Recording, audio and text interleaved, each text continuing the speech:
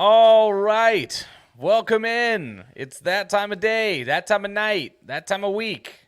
It's Losing Sucks. I'm Dustin. That's Travis. Make sure, as always, you're following us at Losing Sucks on Twitter. You can check us out over at our website on losingsucksfantasy.com. We're recapping week 4. We're talking some football. Some games were played. Travis, what a week we had. There were a lot of points scored this week, and we have plenty of things to talk about. First and foremost, I want to get this out of the way. I finally got my first win in our home league. Thank God. And it was ugly. I don't think I would have won in any other matchup, but you know what? A win is a win is a win, and I'm happy to talk about it here. How are you doing? How did fantasy treat you now that we are recovering from the storylines? We've got a lot to talk about. We're going to cover it all. But how are you doing this week? How are you feeling? Week 4 was good. I lost some Javonte Williams shares in Dynasty Leagues. I have made the decision that goes against every cell in my body, which is to rebuild a Dynasty League after 4 weeks of a startup league. It's a new one for you. I don't love the feeling, but when you start 0-4, I mean, I've lost some blowout games where it wouldn't have mattered who I played, and I've lost some close ones. Right. And then you lose somebody like Javonte Williams, and you think, I'm 0-4. Yeah. There's 10 weeks left of the regular season. I realistically need to go like 8-2 to get in. That's not going to happen with a depleted roster. So, yeah, I'm exploring the 0-4 rebuild. I was able to get a first-round pick and some for Javonte Williams, a 2023 first-round pick in both leagues that I've decided to do this. So it could be a quick replacement for somebody like that, even though we love Williams. That knee injury sounds terrible. Yeah. We'll talk about Javonte and the state of the Broncos once we get into the matchups. Okay. But, yeah, that's tough. There are a lot of guys we can talk to. Let's just hop right in then. If we're going to just hop into some football. First matchup on the docket through week 4, man. We started off that early morning London game against, the Vikings and the Saints. Look, if nothing else, it's fun to wake up and have football going on. So in the first thing, like you wake up, there's no wait. And we're going to have the same thing going into week 5. But there's no wait. You wake up, you know that awesome. I grab my coffee and it's football time. So we had the game. The Vikings come out on top. Dalvin has himself a decent game, had 86 total yards. But Justin Jefferson finally has a resurgence, coming back 150 yards. He put up a decent game, and that's what you were hoping for. The Saints looked awful. Yeah, on offense, no big performances. You expected, oh man, Chris Olave, this could be the game for him. But 67 yards, 4 receptions, and a touchdown. It didn't kill you, but it's not like the eruption that we wanted from the rookie. Another bet that probably paid off for some people, Travis, is Taysom Hill. If you started him at tight end, thinking, he might get some snaps at quarterback, he did. He rushed for a touchdown, had 21 yards. And you know what? That's great for a tight end. But talk about that backfield. That's going to be the story for the Saints. Alvin Kamara still banged up with those ribs. We are going to still have to continue to monitor that. Latavius Murray playing that this week for the Saints. That was just so weird to see that today. 57 yards and a touchdown for him. He was the guy to own, I guess, because Mark Ingram was like, hey, we've both been in the league forever. Why don't we both split the work? It was a weird geriatric backfield that they just had to roll with it. Yeah, it was. But the biggest thing for me, Dalvin not having any kind of setback. 86 yards is not going to wow you, but it's just a solid game for you. But that's not why you paid a first round pick for him. That's what I'm getting into. He hasn't had a Dalvin game. It's not. He hasn't had a Dalvin game, but coming into the game, questionable, and with the array of injuries around the league at running back right now, to see him put the sling on, come out, give you 86 and a score, right? Put that sling on. He scored, right? Sorry, I had to. Dalvin, no, he did not. He did not. Okay. Well, 86 yards in itself, and no setback. Again, that's the biggest thing for me because once you again, get points for no setbacks. You're plugging him into your lineup without question week 5, which was the hope after playing questionable. And then Latavius Murray, who now is on the Broncos. Yes, 57 yards and a score. I am not worried about Kamara. The question that you asked, I will finally get around to answering. I am not worried about Alvin Kamara. I think he's back this week. And okay. Is he going to give you first-round value? No. Is he going to be a top 15 in everybody's ranks going forward when he's healthy? Yes. So I'm not selling Kamara for cheap. If you're in a position to buy him for cheap, why not? Yeah, I mean, that's the thing. It's not like a lingering thing with him. I think ribs, once he's healed and it's clear, he can go. It's just you don't painful. think that's what I wonder about, man. It's not like turf toe that can get re-aggravated, I don't think. I hope you're right. I mean, he's got 100 yards on the season so far. He's just, you need more from him. If you're right now, like Travis, there are teams right now that have Alvin Kamara and Javonte Williams on their roster. That's just rough. If you haven't had Alvin Kamara, it's what you've seen a lot in the industry talking about how this has been a great year for zero RB. If you haven't had Kamara for most of the season so far, so I'll go with you. I'll kind of side with you right now that I'm not necessarily worried, but I feel like it's less of I'm not worried, but it's more of a hopeful that like this offense can't be this bad, right? Yeah. Going forward, because look, I'll leave it at this and we'll move on. If we're gonna be stuck with Andy Dalton back and forth with broken Jameis Winston, I'm not buying in. I'm probably looking to sell Kamara after he has a decent game, because that offense, like, you're not going to be able to count on production out of this offense if this is what we're going to get. One offense that we didn't have to worry about at all, or one game we didn't have to worry about at all, was the highest scoring fantasy matchup of the season thus far. And that's going to be Seattle and Detroit, Travis. Unbelievable. Like we all saw coming. We all saw it coming. Both of the who had putting up 70 plus points for Seattle and Detroit on their bingo cards, because they both lit it up. Like, listen to these stat lines for Geno freaking Smith. He was only 23 of 30 for 320 yards and 2 touchdowns. Okay, that's Seattle. Rashad Penny, 17 rushes, 151 yards, 2 touchdowns, Travis. DK Metcalf goes for 7 for 149. So much for Jeff O'Freaking-Kuda. Missed on that. Yeah. And then don't worry, Tyler Lockett was probably locked up, right? If DK Metcalf went off? No. He went 6 for 91. That's still a great game in PPR as well. Will Dissly goes for 39 yards and a score. Everybody on that offense was relevant and scoring for you. Like, you probably started, DK, Penny probably, and Lockett. So you're fine. And if you were brave enough to put Geno Smith in your lineup because he's been balling out, congratulations on your bold call. You did good. But on the other side of the football, on the other side of this matchup, Travis, Detroit City, man. Goff goes 26 to 39, 378 yards. I don't care how much of it was garbage time. We're talking fantasy here. 4 touchdowns. Jamal Williams, 19 rushes, 108 yards, and 2 touchdowns, Travis. And then the man, the myth, the legend himself, TJ, that beautiful locks of hair Hawkinson, 8 for 179 yards and 2 touchdowns. A Lions record. That's unbelievable. Yards. He's the tight end one on the week. Absolutely obliterated the Seahawks. Still ended up losing.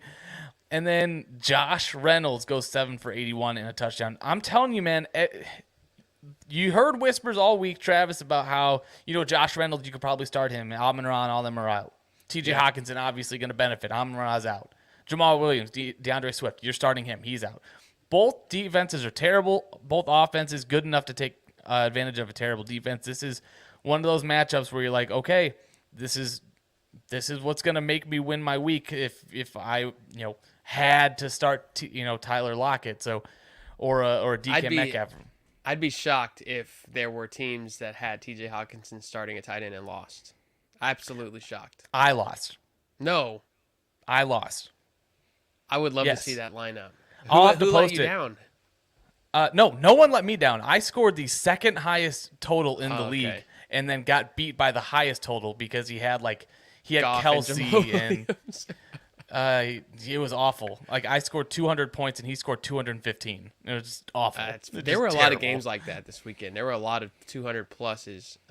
If you hit on some of these monster games, my takeaway from this one is, I said a few weeks ago, I was probably a few weeks early. Shout out Frank Amarante for saying, hold on to Rashad Penny. Keep starting him. It's coming.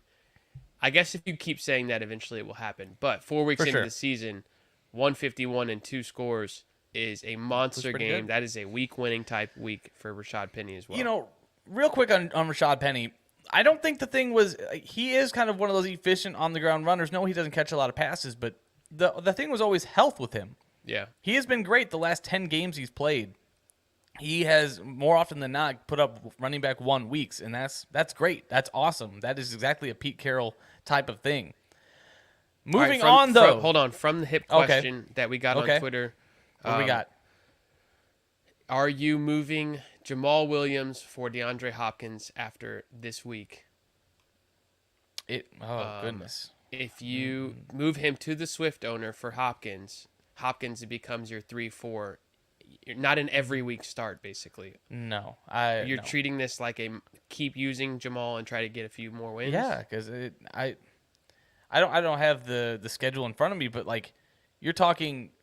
His decision was AJ Dillon or Jamal Williams to keep starting until Hopkins. And if he were to go get Hopkins, he would have to plug AJ Dillon in instead of Jamal, which I feel okay with. I don't hate that. I really don't. The upside for Jamal Williams, I think, is there, but I don't hate moving Jamal Williams for a guy you can start the rest of the season. You know, but the thing is, I thought that initially too, but Jamal Williams was there before. Value-wise, he was producing before the Swift injury. You're right. You're 100. Well, heck, he's going to give you a few more weeks. He's the league leader in touchdowns. Like that's nothing to scoff at. And look, it's not like DeAndre Swift is this picture of health all the time. I'm talking myself out. I don't think I would. There are so many questions right now with that Cardinals offense. I think I'm staying away and riding with what you got. If he wants to overpay.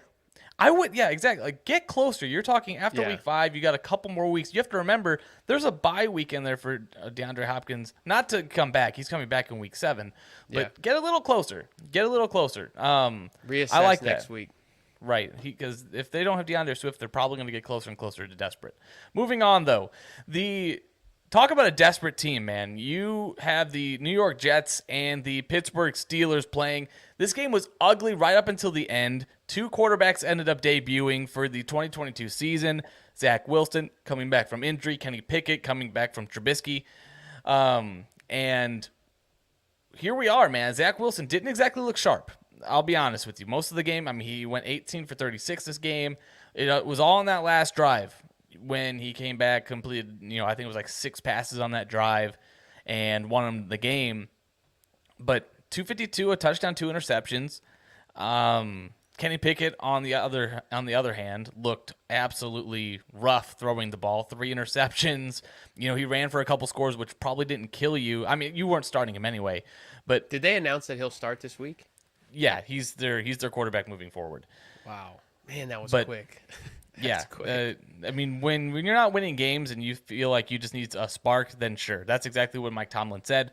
But he's going to be a rookie. Going back to the Jets, though, a guy that has been, getting some more work and someone we can really talk about having a role. Breece Hall, he's coming on, but we'll just kind of get through the rest of the weapons and come back to Breece. Corey Davis likely had an okay day on your bench. He ended up scoring in this game. But Pickens, man, let's talk about George Pickens on the Steelers.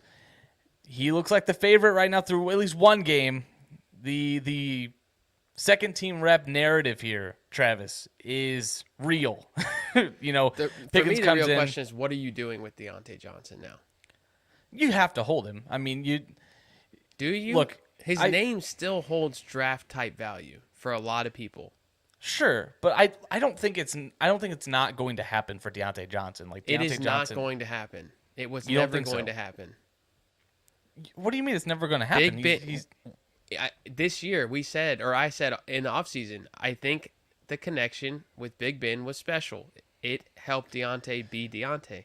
He's a good receiver, no doubt. Very he's talented. very good, very good. That connection I- is priceless. And now you've got They're Claypool, not gonna- yeah, Pickens, Pat, Najee. He's going to miss so many more weeks than he's going to hit. Sure, absolutely. So I don't Um, want that. I want somebody I know is going to hit. If you look right now, if you can sell like Deontay and something for what Amon-Ra, like, are you going to try and go and get Amon-Ra? Like, it just Would you I don't- prefer? Somebody will mention later. Would you prefer Amari Cooper? He's the one. Deshaun Yeah. Watson is back in 6 weeks. Yeah, I might. We'll talk about it. Fryermuth, you mentioned he had a decent game, not a Hawkinson-like game, but 7 for 85. The rookie quarterbacks, man, I feel like, or the rookie quarterback going to make the offense a little bit more inconsistent. You know, coming back around to Deontay, I think any weapon here you're not going to have consistent, big games. They're all flexes to me. I don't think Pickens is going to be this revolutionary talent this year. That's just what rookies do. This offense is going to be, good some weeks, bad some weeks. It's not going to be consistent. So that's Najee what I Harris expect. goes from RB121 to RB25 from week 3 to week 4. He's going Yeah. in the wrong direction. We said last week it'll be hard for Najee Harris to finish as an RB1. I don't think he does. Yeah, It's gonna get rough. The other running back though, Breece Hall, man, I think we're starting to see Breece Hall take that next step and be the guy we want him to be, man. The takeover is real, and look, 17 It's carries, real. he led the team. Michael Carter, 9 carries. All this week, 1 through 3 stuff where it's like, oh, they're splitting, and Michael Carter, look, it was always Breece Hall. We just had to be patient. We wanted to believe the narrative. Oh, Michael Carter's not dead. Like, he's gonna be the third down. He's breather dying back. right before our eyes. Yeah. I Yeah, was that's- wrong on Breece. I drafted him Thank you. in a home league because he fell to the 6th, and I texted you and said, I'm on the clock. Do I take Breece? And you said, just do it. Trust me. Yes, please. And for the love. I started him this week. I got blown out anyway, but it was not his fault. And yes, we are watching the death of Michael Carter's value right before our eyes. Breece Hall, 1 week at a time, is taking this over. The Yeah. second half of the season for Breece is going to be really fun. He's going to win people leagues. Yeah. I You're right. You're right. I have to say. I give Zach Wilson a lot of crap, but this offense will be good enough to move the ball, and Breece Hall is going to win people leagues. I guarantee it. I agree. We got a quick question in here. Jukebox All right. Talks. My roommate wants to trade me Jonathan Taylor for CEH and Edmonds. What are your thoughts? My thoughts are hit accept immediately. Yeah, right now. You hit the accept button right now. That's not Take even a Jonathan Taylor. This is Not- it's not even a sell high on No. CEH because I like No. CEH, thought. Right. but Edmonds Jonathan is Taylor. Edmonds is somebody you're not going to play most weeks, and Jonathan Taylor is still Jonathan Taylor. He's a little banged up. Right. It's a slow start. Trust the talent. That's right.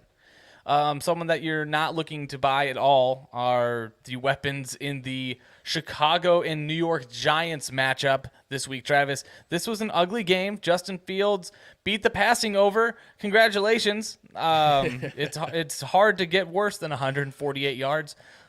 And we kind of saw some signs of life from Darnell Mooney. Mooney, here over we 90 go. yards. Here we go. He showed that, you can pick him up and hate him to be on your bench. So he's just enough to be frustrated by. The Giants, the 3-1 now Giants, Travis. Daniel Jones somehow had a useful day for you if you started him, having only 71 passing yards, but scored two Wheels. touchdowns on the ground and 68 yards as well. So congratulations if you started him. I had him in a league. Saquon, though, let's talk about this man. Saquon Barkley goes 31 touches, Travis, 31 rushes for 146 yards. He's that dude. And just no touchdowns, but he didn't need them. But all those yards, all those opportunities, he absolutely did great for you this week. I think this is going to be a theme going against the Bears. You kind of see it, each week, different teams. The Bears, you can run on them all day long, and that's what they did. It was, like I said, it was an ugly game to watch. Daniel Jones got injured. The Bears are terrible. You can talk about Khalil Herbert for a second. He had a decent game as well, but is there any position player in the league that if you had Saquon Barkley and somebody offered you this player for Barkley in redraft, you would accept? Right now? Any player in the league. Yeah, I don't think so. Number 1 overall fantasy player outside of quarterbacks. I agree. If Yeah, I have Barkley in a redraft and somebody says I'll give you Justin Jefferson 1-for-1, no, I'm still you have to taking keep Saquon. Barkley. Yep. Yeah, he's getting all of the work, Yep. all of it. This is guys, it's happening. This is exactly what we said. Fully back. Wasn't sure it was going to happen. So we're finally here. Congratulations, guys. We made it. Quite a few Saquon shares make for some happy Sundays. Yes, sir. Yes, sir. Maybe I should get a Saquon jersey to add to the collection, Dustin. Ooh. You know what? I can't blame you there. He looks good up on the wall. He looks good. He does. Tennessee and Ben Tennessee Adai. and Indy. Okay. Ben, Mr. Adai himself, Ben Yep. Imlay, says, I would take Cooper Kupp over Saquon Barkley. Can't Okay, hate that that's fair. decision. A full That's PPR, fair. yeah, can't hate it. Yeah, but absolutely. you can find receivers, man. You can find them. Not Cooper Kupps, but you cannot yeah. find Saquon Barkley. No, you really can. Not this type of usage. This is what you look for. Tennessee and Indy, Ben, now that we're talking about the Colts, the Titans got up early, and it made sense for all the Titans. All the Titans named Derrick Henry. This game flow was nice. Derrick Henry goes 22 for 114 and 1, and then he caught 3 passes for 33 yards. So nice day for Derrick Henry, kind of coming back to himself. The biggest story for the Titans, Treylon Burks, their first-round selection this year. He has turf toe. He's going to be out for quite a while. And look, guys, At least 4 weeks. This is at least 4 weeks, but this is something that's going to linger. Turf toe is not something like you can play after 4 weeks. It's not going to be healed after 4 weeks. Shout out Michael Thomas. Yeah, you tell me about it. I believe he has turf toe right now, and nobody's saying anything. I hope not. If you have The Michael Colts- Thomas, move him ASAP. I'm telling you right now. Yeah, try to. It's going Try to be a for headache sure. the rest of the year. That offense is going to be a headache. The Colts, the offense, we need to talk about it. Matt Ryan has a somewhat useful day going 356 and 2. Wow, Jonathan I didn't know Taylor, 20 rushes for 42 yards, and he has a high ankle sprain. They didn't want to run the ball at points because they were down, but they kind of had to. Michael Pittman disappears, 3 for 31. Mo Alley Cox was the guy to play. Of course he was. Jelani who? Jelani who? You know Mo what? Jelani Alley Cox, tight end one. Jelani Woods actually had a decent catch, but Mo Alley Cox had 6 of them and 85 yards to go along with those 2 red zone scores. He said, "Give me my job back, rookie." Yeah, no joke. He was a guy. I mean, he has these games, every season where, especially with Matt Ryan now, who loves his tight end in the red zone. He just likes to throw up those box out balls, and Mo Alley Cox big enough to catch it at the 5 and then power it in. So though you'll have those, but Yeah. the story here, Jonathan Taylor, high ankle sprain. Now we're going into week 5. I think it's looking like Jonathan Taylor might not be out there, for week I don't think 5, he plays. and you're probably going to. It's Tuesday and he's not practicing still. You're probably going to want to look at, if you have Nyheim Hines, and obviously you're going to want to start him in a PPR league. I would look at a guy like Deion Jackson though. He is intriguing. He has go look at his profile over there on playerprofiler.com. It's very intriguing. He's very athletic. He's very explosive. I like him to play more over. He's the guy that relegated Phillip Lindsay to the practice squad. So I like Deion Jackson. Granted, they're facing Denver. Going to be a tougher matchup. But if you lost a guy like Javonte, he's a guy, I'm in that situation. He's a guy you might have to think about throwing in your lineup. On a Thursday night, That kind of name is it's risky because to me it feels like if it doesn't hit, you have 3 days to say, what did I just do? And now you're playing 9 on 10. In a deep league, maybe you don't have another option. It's got to be really deep. Right. So just something to keep in mind. The Chargers and Texans, Travis. Yep. We had a spot.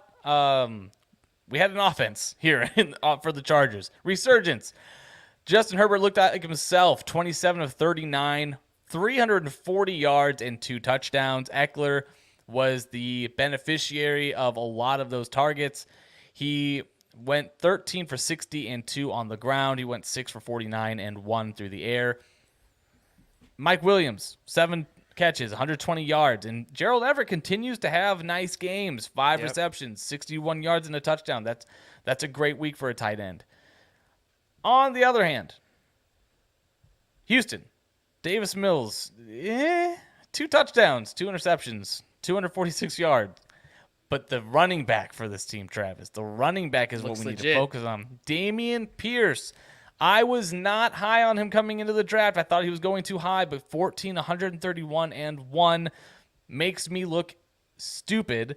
And you know what? That was a big win. Brandon Cooks had an okay game as well, 757 and a touchdown. The question I want to touch on this matchup, though, Travis, Austin Eckler, is he a sell high given his recent usage? You know, this was a really, nice matchup for him. Are you selling high for someone that you can get some consistency from? No. Eckler is consistency. It's the first month of the year. Week 4, Eckler goes off, helps win you your week. He's been he's been good for a long time. This is not like, oh, this guy finally went off and now I need to move him. Hold Eckler. For who the people that you would move Eckler for are Eckler's level. So I don't feel like he's a move. They use him everywhere. Who are you going to move Eckler for that's going to get more touches than Eckler?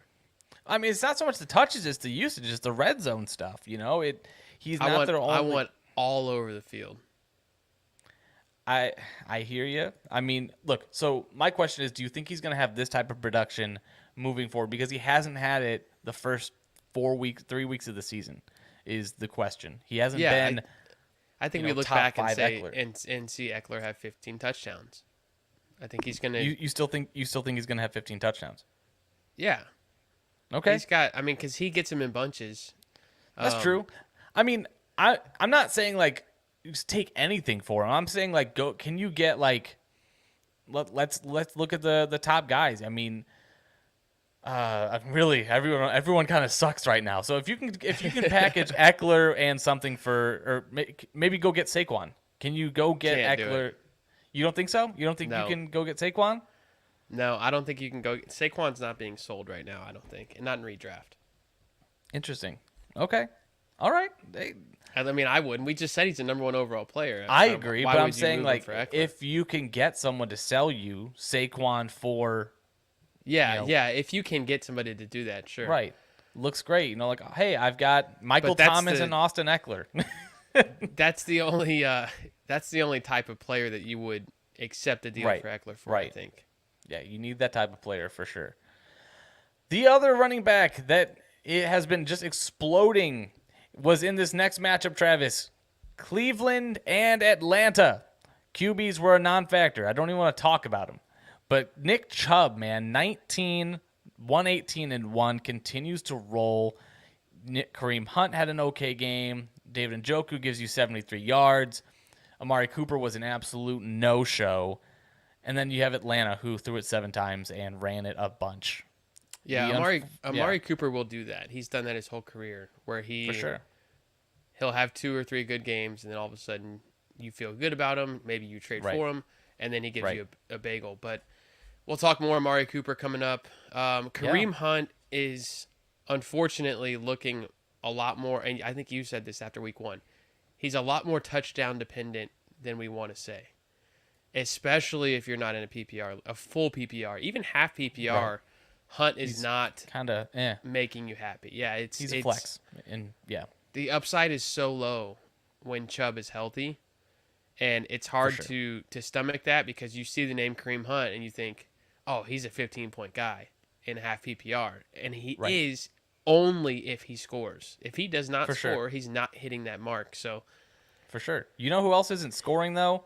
The Atlanta Falcons. That's yeah, who's not scoring. that's tough. Marcus now Mariota, they're like I hurt. said, 7 passes. They ran it 14 times in a row at one point. So you'd mentioned someone got banged up. Corduroy Patterson, Yep. banged up with a knee injury. He is going to be out Feel 4 weeks. responsible. 4 weeks. We'll get to him. He was one of our big picks, and that hurts. But 9 for 38 and a touchdown though before he went out and said see ya for 4 weeks. You know, as far as parting gifts go, that's okay. But two Yeah. guys had to fill in for him. You had 10 touches each for Tyler Algier and Caleb Huntley. 84 yards for Algier. Huntley goes 56 and a touchdown. I don't think that's going to be consistent. I think this offense is going to be, consistently ugly going forward. Yep. They haven't been terrible looking, and I don't think that that's going to continue. They have covered the spread on every single one of their games so far, and I for as bad of a team as they are, I don't see that continuing. Yeah, they play, man. They play hard. It's We play hard, man. I don't like watching them just because the excitement level is not always there. But, yeah, you look at the stat lines at the end of the game, and they just run on everybody. So, For sure. Kyle Pitts, I don't see his name on this Atlanta breakdown. What are you doing with Kyle Pitts, Dustin? In I'm redraft crying. I and am dynasty. crying. Give me an analysis both, and then I'll give you my analysis of both. I don't think you can trade him. I think at this point, I don't even know who you can pick. Like, do you for the draft capital that you spent on him, and I hate to even put it there, but the tight end position is just still such a barren wasteland. You're either starting him or you're looking for a flex, like a different streaming option, which in my opinion, you might as well stick with Kyle Pitts because he gives you just as much upside as anyone else. What you talking if he only gets 4 targets, most other tight ends that you're going to find on the waiver wire are only getting 4 to 5 targets. So would you accept Gerald Everett for Kyle Pitts? a 100% yes. That is not really? even a question. Yes, I would take You Gerald would? Everett. Okay. Over Kyle Pitts. Absolutely. I said no to Ben for the fact of, well, my reasoning is if you're going to move Pitts, package him, use the name, and get, you're not going to get Kelsey or Andrews probably, No. but maybe you can upgrade to, Would you go get Waller? yeah, probably a Waller, maybe Waller and a piece. We'll talk about that. Okay. We'll talk about that, but absolutely, that's something I would consider. And then dynasty take on Kyle Pitts. Are you trying to buy low when the storm is happening right now? People are that's not tough. selling for cheap. No, they're not, but they're selling for cheaper than they have been asking. Depending on the situation, yes. But here's the thing. Here's where I'm at. I'm afraid for this offense because you're either going to be going forward with a very low passing volume, run first offense where they're not using Kyle Pitts as an outside wide receiver like he should be used, or you're going to have a rookie quarterback who is inconsistent. I think you're probably, at the very least a year away from him being anywhere near what we thought. And look, the price should be pretty low. To be honest with you, you could probably get him.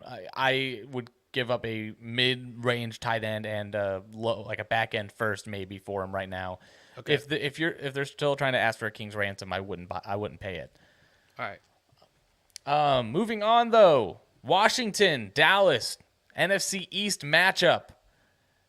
Dallas looks interesting, man. I like the story going on in Dallas right now. The defense is playing some inspired ball. We are now witnesses to a very important factor in this game is we have now identified an offense that you can stream defenses against, and that is the Washington Commanders.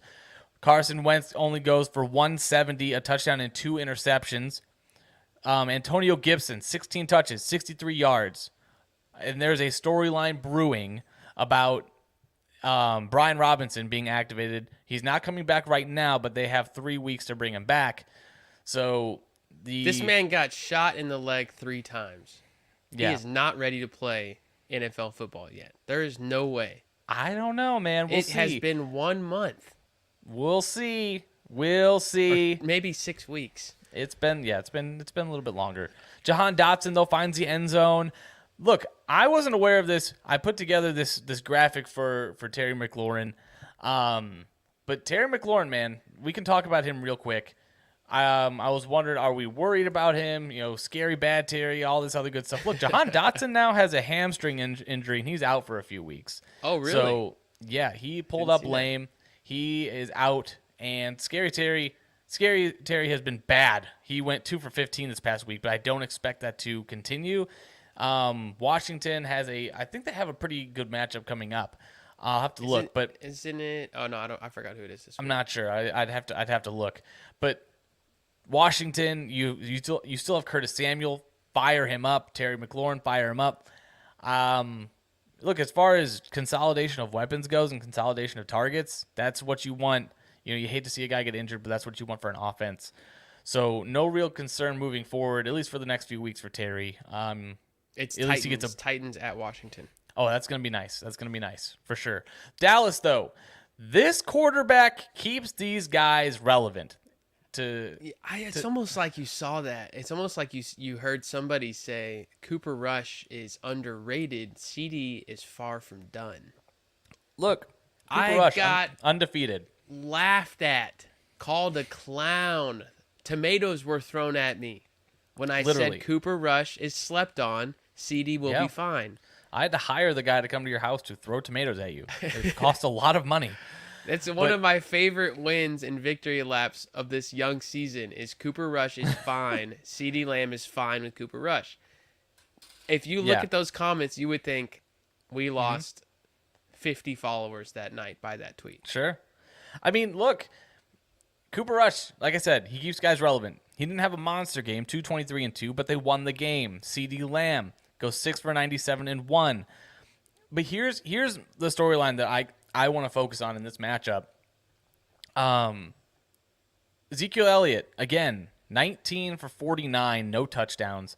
And per JJ Zacharyson on Twitter, Zeke hasn't seen more than 2 targets in a single game this year. He hit 3+ targets in 12 of 17 games last year. How concerned are we, or is this just something that we should expect moving forward in this new iteration of this offense? I'm fine with both weapons right now. I think they're using them. They're using them both well. You're okay with that? You're okay with 19 for 49?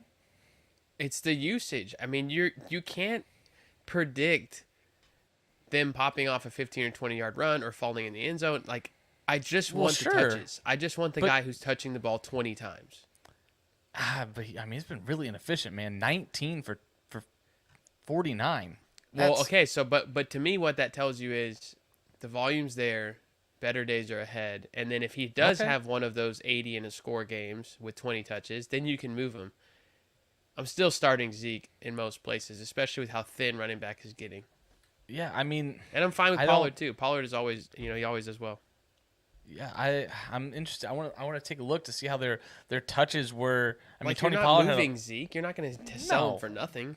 But Tony Pollard had 11 touches to Ezekiel Elliott's 21 last week. So I see what you're saying. You like the volume. Just put him in at an RB2. Hope for the 50 yards and a score. 50 could be 75, could be 100. I mean, it just depends on the matchup and what happens. If you have to choose between Jamal Williams and Ezekiel Elliott, who are you picking? Jamal Williams. Okay. All right, just making sure. Just had to do a sanity check. But if I'm picking between Antonio Gibson and Zeke, I'm picking Zeke. Okay, that's fair.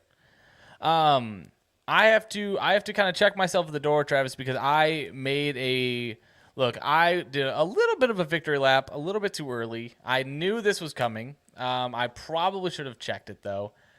Jacksonville had a date with Philadelphia, and a couple things happened in this game. One, the weather was terrible. Not an excuse. Hashtag not an excuse. But this was not a pretty game. I will start with the Jacksonville Jaguars, man. Trevor Lawrence. Not only was he hit a historical I can't talk right now. Of all weeks to do this after that debate.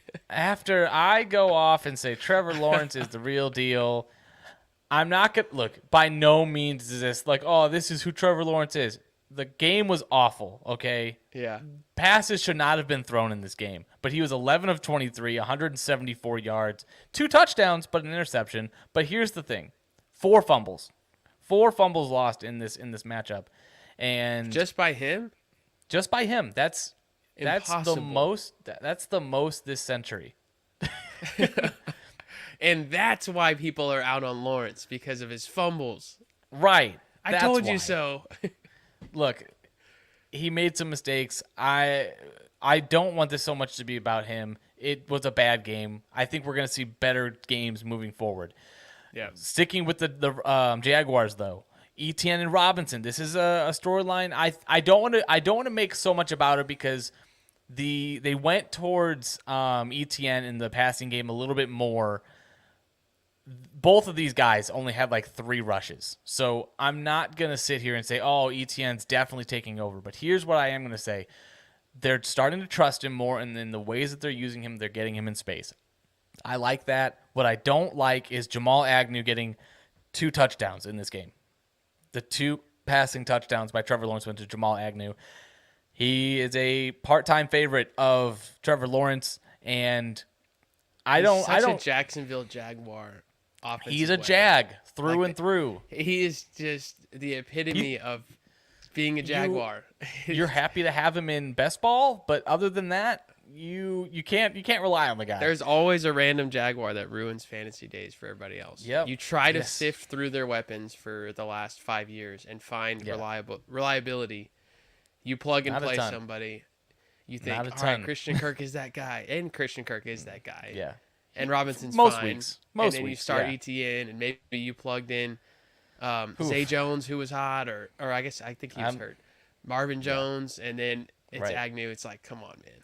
Yeah, when there's only 174 passing yards, it's hard to find a big piece of that pie or any piece of the pie that you want.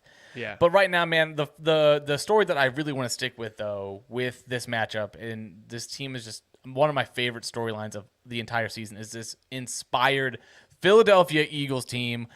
Jalen Hurts had issues throwing the ball as well, 16 for 204 and an interception in this game, 16 completions. The story is what happened on the ground, though, because he ran just as many times. He ran 16 times, 38 yards and a touchdown. That's what you want. That's what you get for Hurts. He's having a special year, man. This is it's not a hot take at this point. Jalen Hurts is the best quarterback for fantasy right now. And like, all respect to Lamar Jackson and Josh Allen, Jalen Hurts just has it working, and this offense is working. He runs differently than Josh Allen. Nothing. I mean, it's one of my favorites. A resurgence though happened.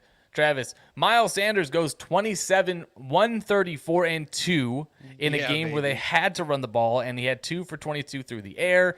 He's been somewhat special, in terms of touches. He's already leading the team in touches. With Boston Scott out, he actually had an increased opportunity. My question for you, Travis, can he keep it up? Touching on A.J. Brown real quick, 5 for 95, decent game. But are you considering buying him after this big game, because maybe someone is trying? I mean, are you looking to buy him after this, or are you calling it fool's gold? I don't think it's fool's gold. I have loved Miles Sanders all offseason. He's one of my most owned players across all 29 leagues and best ball. This was a really, really rewarding weekend for Miles Sanders. We said last week, Miles Sanders is incredibly talented. He's a top 10 pure runner in the league. However, we have seen this before. Miles Sanders has given you huge games before, and then maybe not even his fault now, the way the Eagles are built. It could be Goddard gets a score, A.J. Brown gets a score, and Hurts runs one in, and they take care of whoever they're playing. And Miles Sanders leaves the game with 68 yards and no need for a touchdown. And that hurts you. I I wouldn't be buying high, but in Okay. an equal deal, I'm okay acquiring Miles Sanders if you need running back and you are deep at receiver. I actually Mhm. moved Miles Sanders this afternoon in the Diamond League that we are both in. I moved Sanders and T. Higgins for Amon-Ra St. Brown and Jalen Waddle. I Yep. don't like having Bateman as my wide receiver too. I I think get the that. combo of Waddle and Amon-Ra St. Brown is two top 12 to 15 guys Hmm. versus the combo of T. Higgins and Bateman every week. Higgins has No, been I get great, it but there's going to be a for lot sure. of weeks that it's a Jamar Chase week. Okay. So yeah, I Miles Sanders, can he keep up what he just did? No, that was a monster game. Will he be a RB 10 to 15 each week that he's healthy? Yeah, I think everybody's ranks will finally respect Miles Sanders. I like it. We'll see going forward, man. Really high-powered offense. Two more high-powered offenses, though, faced off in Week 4: Buffalo and Baltimore. This was another game affected by the weather. Terrible weather. Josh Yep, Allen, 19 for 36, a touchdown and an interception, but 11 for 70 and one on the ground. huge. Great game. Diggs kind of quiet, 4 for 62. Singletary though, 11, 49 on the ground, 4 for 47 through the air. Decent game for him. He's starting to, he's just that consistent piece of this offense where it's just not going to be a huge explosive game, but you mix these numbers in, maybe get a touchdown here and there, and he's going to be useful. He's over 130 yards or 120 yards over the last 2 weeks through the air. Yeah, that's This impressive. is who James Cook was supposed to Yeah. be. And Devin Singletary said, "No, sir. This is They mine. they just I'm trust not him, coming man. off the field." They trust He's him. good. He gets a lot of that's something we can break down later this week is the red zone usage for Devin Singletary. Baltimore though, that's more questions for this offense. Baltimore didn't score in the second half. Probably a big part of why they lost in this game. Lamar, 20 of 29, but 144, a touchdown and two interceptions. Threw up some prayers that looked ugly, 1173 on the ground. J.K. Dobbins, though, he was cited. Not exactly a monster game, but 13 for 41 and a touchdown, 4 for 22 through the air and a touchdown. Touchdown production made it a really nice game, but the volume, 17 touches. What do you think here, Travis? Is he back? Is this somebody that you're targeting? I would see how high I can sell him. Really? I Okay. would. I think this is Lamar, Andrews, and no one else as far as reliability. It could be J.K. Dobbins. I'm not saying sell him for I mean, equal value. I'm just saying Andrews just went for 2 for 15. yeah. So But that's the anomaly. I think just see how high you could sell him. Don't sell him for even equal value for somebody else. Dobbins is fine. He's going to be fine. But there are people out there that love J.K. Dobbins for whatever reason. And he has a 2 touchdown week to inflate the numbers a little bit. J.K. Dobbins or Zeke? J.K. Dobbins. But J.K. Dobbins or Interesting. Miles Sanders. Miles Sanders. Yeah. So Yeah, for sure. if Miles Sanders has a bad week and J.K. Dobbins has another 15 or 20, that's a move that I would like to make. Okay. You mentioned some of the pass catching work. Bateman, low volume, hurt his foot. He's been frustrating this season. Had those 2 nice games with the touchdown, long touchdown. That's always available with him on the Yep. field. I mentioned Andrews had a slow game. What are you doing with Bateman? Are you starting him? You said you don't like him as your wide receiver 2, and I don't blame you. But is he someone that you're taking out of your starting lineup and in favor of someone else? I think this injury might bug him a little bit. So if you have the depth to sit him this week, I'm Sure. okay with it. If you don't, throw him in the flex spot. He's a one play guy. He's, kind of like week 2. Mhm. There was nothing from Bateman for 2.5 Right. quarters, and then it's a 67-yard touchdown. He makes your day. Right. So if you need him in your flex, yep, roll him out there. If you have other options, wait and see what this injury is going to do to him. Yep. I get it. Arizona and Carolina.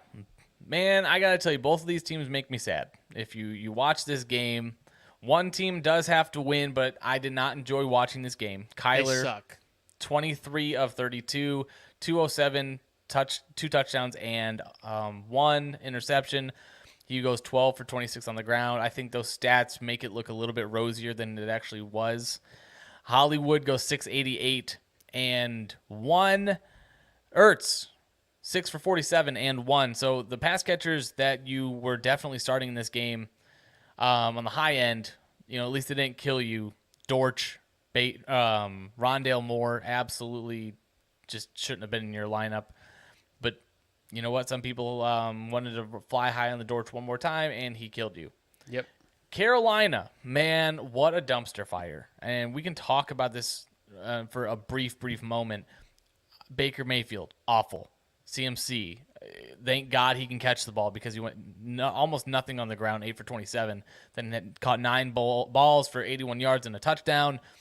DJ Moore, I got to tell you, Travis, I think he has a permanent residence on your bench right now. Yep, I agree. He shouldn't. Yeah, you can't put him in. This offense is awful, and I'm going to call it right now, man. I think he's fired after this week. I think he's absolutely gone. This is it. This is it. There's a stat that was put out by Tom Pelissero on Twitter that the Panthers are now 1-26 under Matt Rule when their opponent scores at least 17 points, including the last 24 losses in a row, Travis. Wow. 24 losses in a row.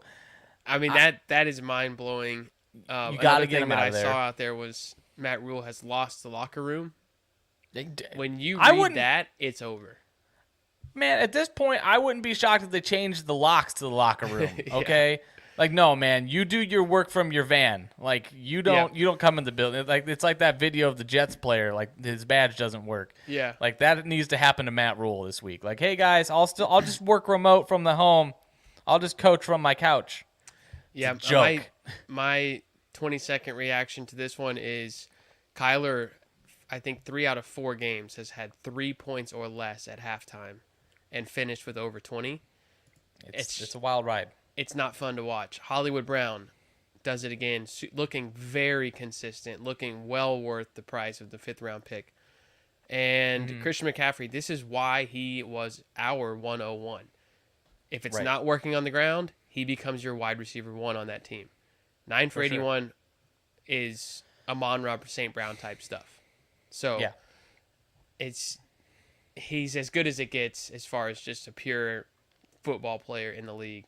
He and Barkley are unsellable to me. For sure. I agree. I forgot to hit this for Carolina, but I don't want to miss the opportunity. But Carolina still. Oh, no! We suck again! We still suck. Yeah, we still suck. I would like to see Sam Darnold start when he gets back. I would too. At this point, I'm not sure how much worse it can get, but hey, why not play a painful experiment It is over. and find out? Baker's done. Denver and Las Vegas, though. Moving on to our one of our final matchups, Denver and Las Vegas. Look, let's just get to it right out of the gate. The Broncos look rough. They look really rough. They lost to the Raiders, and or did they? Who won?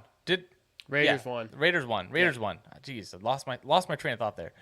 But Russell Wilson, 17-25, 237 and 2, had an okay game. He was also their leading rusher. Okay, in this game, he went 4 for 29 and a touchdown. Let's just talk about it. Breece Hall. Javonte Williams, torn ACL, torn LCL. He had some other knee damage. This one, sad. To sum it up, Everybody hurts. He's hurting. Your team is hurting. You know, in a season where we're already struggling for running back production, let me lay out the storyline, how it was progressing, okay? It was all over Twitter talking about how, Melvin Gordon had just fumbled for the 4th time, and Javonte Williams is about to get this huge workload, and then this happens. Catastrophe strikes, and now he's gone. Now it's as bad as it gets in fantasy football. Here's the thing. Here's why I'm glad you sold him, but here's why I'm absolutely worried about him. Obviously he's gone for this season, but he had a very similar injury to J.K. Dobbins, if not worse. And we are still having questions about J.K. Dobbins. He wasn't ready for J.K. Dobbins tore all these ligaments a month plus before Javonte did. Yeah. And we have all these questions. Next year is not a guarantee that Javonte is going to come back and be himself. They're now going to probably bring in more competition. We are likely, Travis, never going to see that workhorse role for Javonte. I think that dream is dead, and it's just something we have to live with. I think his top tier status in terms of like a top 5 dynasty running back is gone. Yeah, I agree.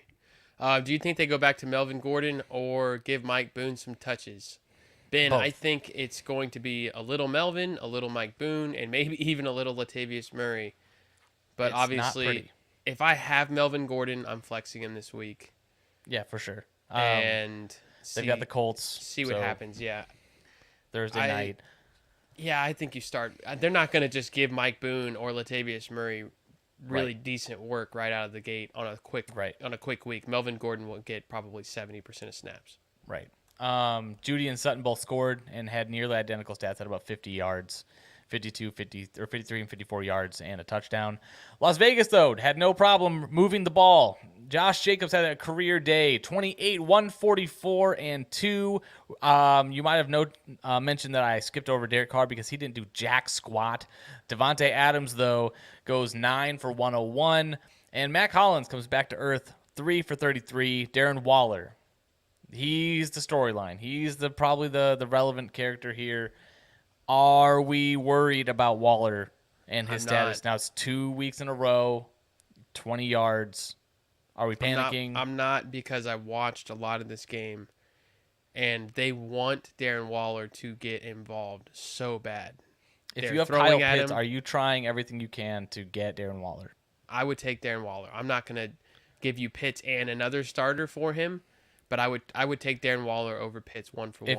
If you can throw someone in like a Jarvis Landry or like something like that to where it's like Pitts Curtis and Samuel. something for Waller, I would not give up Curtis Samuel. That's a starter. What are you doing? Word. He's leading the team in targets. Look, you got me upset now. Oh, I didn't say ETN. You don't have to back him like he's your son. What the hell is even that? Not Curtis Samuel, but no, yes, not I'm taking Curtis Darren Samuel. Waller. I'm not panicking on Waller. I watched a lot of the game. It's deep shots. It's red zone looks. Yeah, even he's gonna be fine. Ones that aren't actual targets. Derek Carr is locked on to Darren Waller for a full 2 seconds in the pocket, and then he's double covered and he goes somewhere else. But he wants so bad to feed Darren Waller. It's coming. Yeah, I agree. Yeah, Darren Waller, I would hold if you can buy low. If there's any sort of panic. The last of the late slate of games, New England, Green Bay. There's nothing to talk about on the offensive side really for the Patriots. They lost their quarterback, their backup quarterback. Bailey Zappi had whatever he had, 99 yards and a touchdown. You're not going to start Bailey Zappi. Damian Harris, 86 yards and a touchdown. Ramondre Stevenson, okay through the air and on the ground. He had 89 total yards there. Green Bay, here's something to monitor. Aaron Rodgers, I think this offense is starting to find its footing.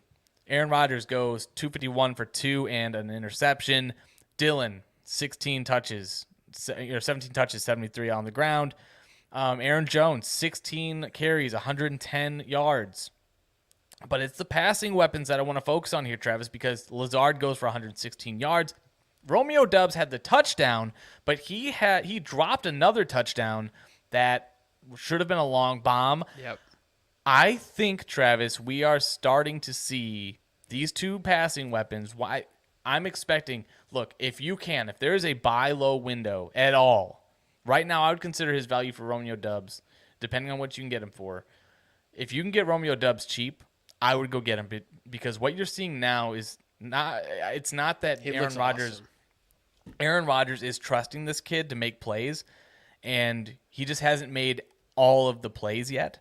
But those opportunities are going to keep coming, and they're coming from Aaron Rodgers. So buy him now. A rookie wide receiver will get better going into the second half of the year, and this is a guy you're going to want on your team in the later parts of the season when he really starts to click, and these 5 target games turn into 8 and 9 and 10 targets because look, they've got a great defense. They're going to keep getting the ball back, and they play in the NFC North. There are games against Detroit and Chicago coming, and Minnesota. Just feast. But right now, focus on getting Romeo Doubs on your team. Yeah, and I think I moved Lazard a week early in a home league. Yeah, you did, and I'm glad actually you did. I moved him. Wow, I didn't realize I moved him in both leagues last week. One to you and one for It's a big reason I won. of James Conner. I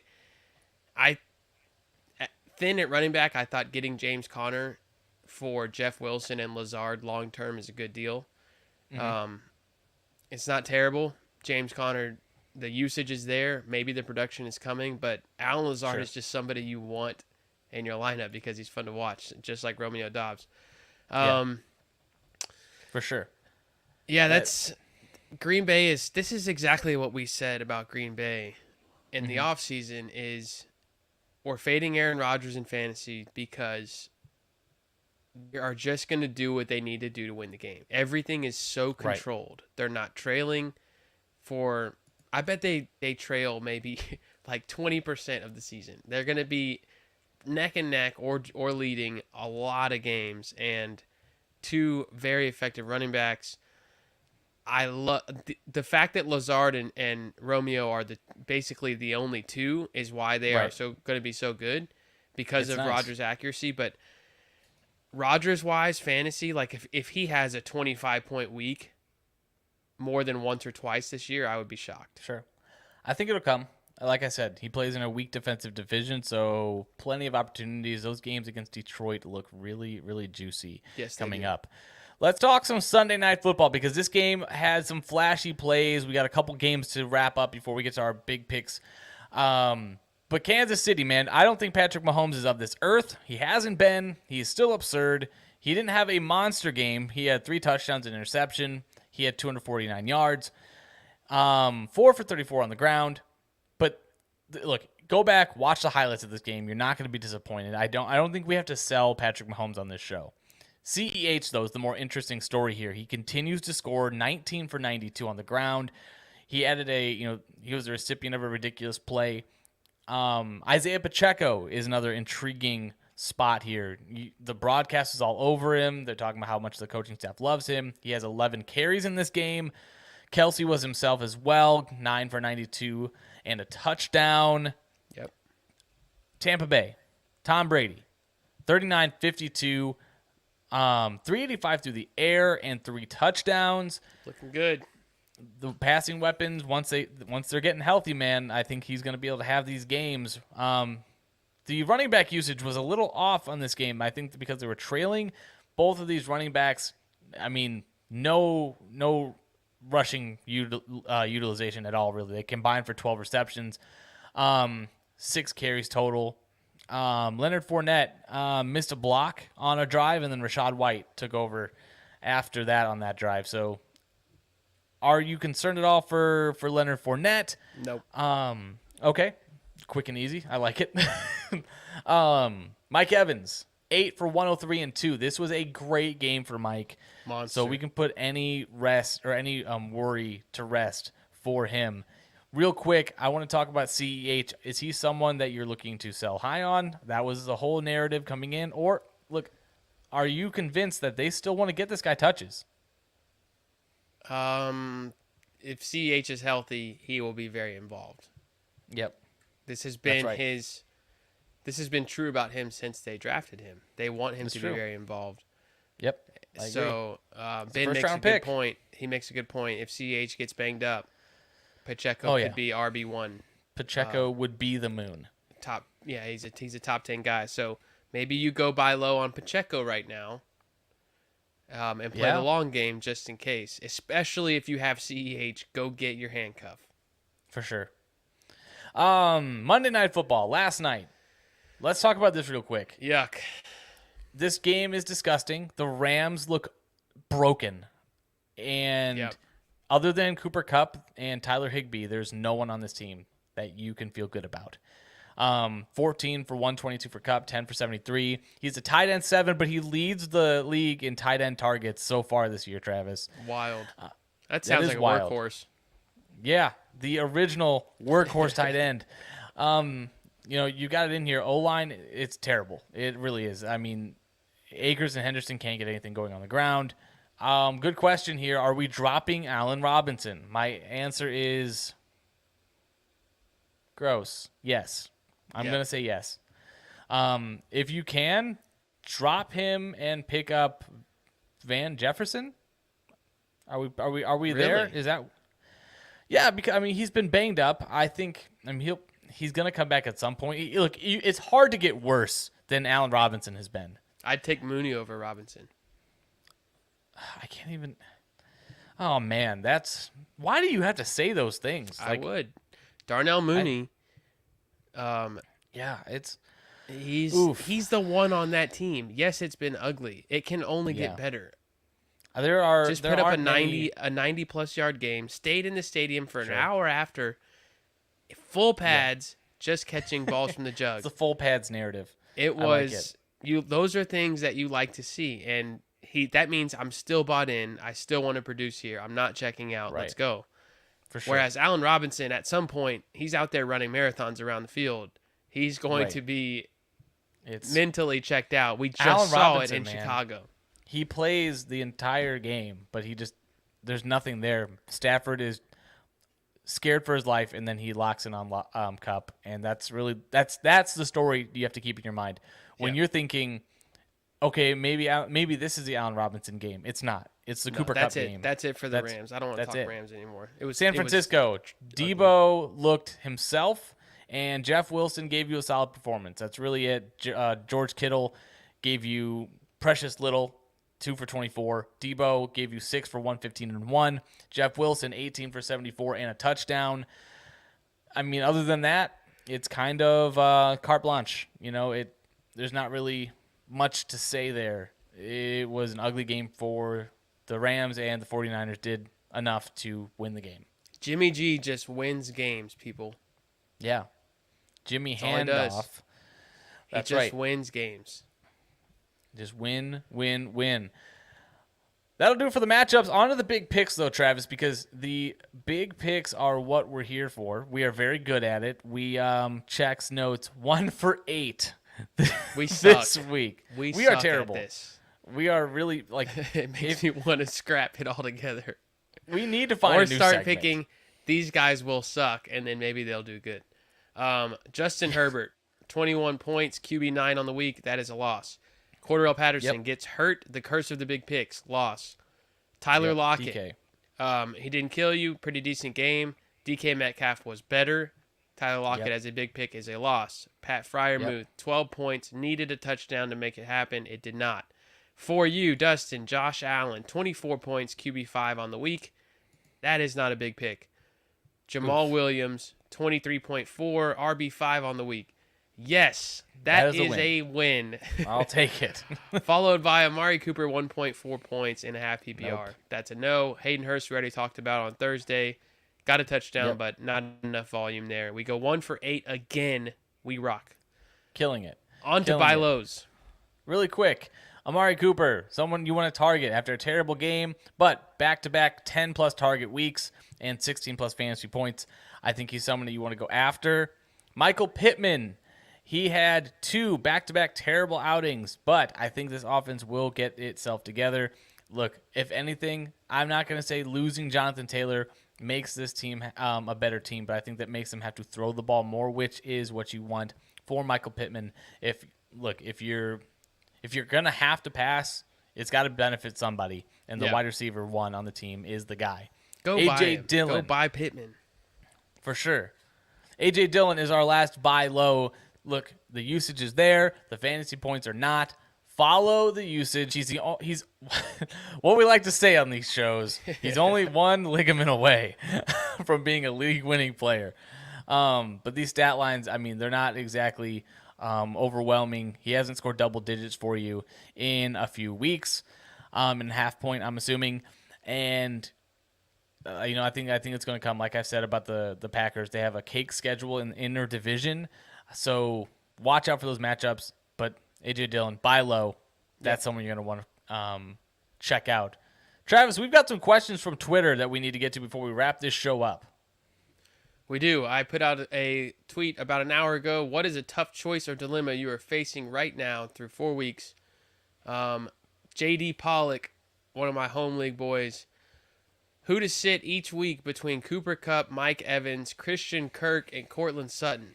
Only 2 wide receivers and a flex. Obviously, Kupp sitting and Evans is killing it too. Yeah. Obviously, Kupp is not sitting and Evans is killing it too. But do I trade one of these for a running back or keep depth? That's a good question. It's a good problem to have. I'm probably keeping the depth here. Those are 4 great receivers. You're playing the matchup every week, and if one gets hurt, you're still fine with 3 elite guys. For sure. It depends on what the running backs look like. I'll reach out to you after the show and see, but I would probably hold these 4. You're in a really good spot with this group. Absolutely. Let's talk about the question from Canadian Canuck. What to do at QB? Tua's out. Stafford has been terrible, but no one is out on the wire. Is Bridgewater worth it? What about Pickett? Gross. Not only a better option than Stafford, but also the roster spot. Okay. This is north of the border in our Diamond League, so be careful what you're telling him here. He's coming for your championship. Yeah, I would probably hold on to Stafford. To be honest with you. And that's being honest. Like, look, Pickett is going to be inconsistent. Bridgewater, me and Travis go back and forth on this guy, but I don't think he's better than Tua. I don't think he's going to automatically make the offense better. Like, you're going to be at the top end. You're going to get what Tua is giving you. I think it just lowers the floor. I disagree. I think if you have a spot and you can get Teddy Bridgewater, play the matchup between he and Stafford. Bridgewater's going to give you those 250 to 300s that Tua was giving you. Yeah. The weapons carry that offense. It is not the quarterback. I would start Bridgewater over Stafford this coming week. Right. Yeah, so just play the matchup between the two. If you have a roster spot, Teddy's going to give you some. I mean, again, we watched the Dolphins very closely so far this year.